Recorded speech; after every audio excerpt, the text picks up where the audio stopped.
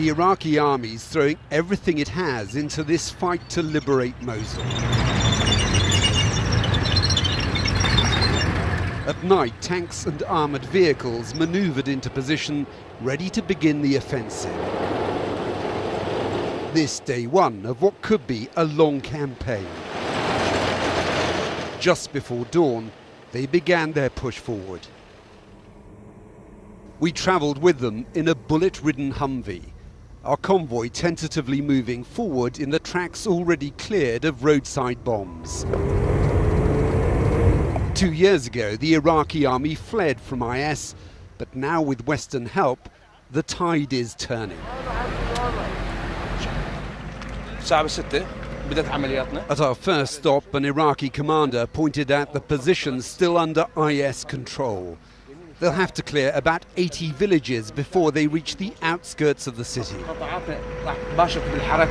But they tell me they're determined to defeat IS in their last major stronghold in Iraq, even though the conditions are harsh. We continued the move north, deeper into IS-held territory, looking out for potential threats. The first phase of this operation is slow and careful.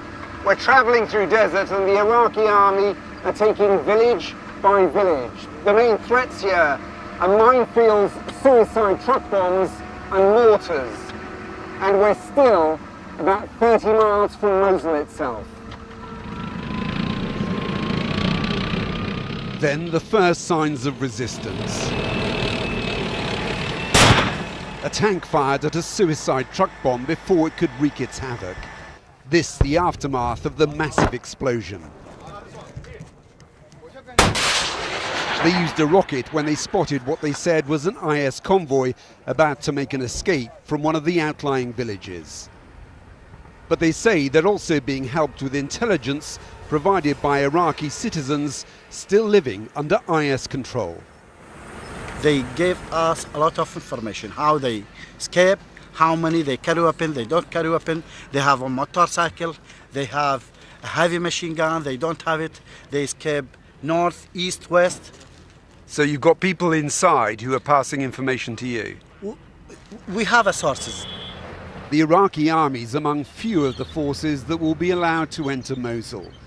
The majority of its troops are Shia, reflecting the population of the country.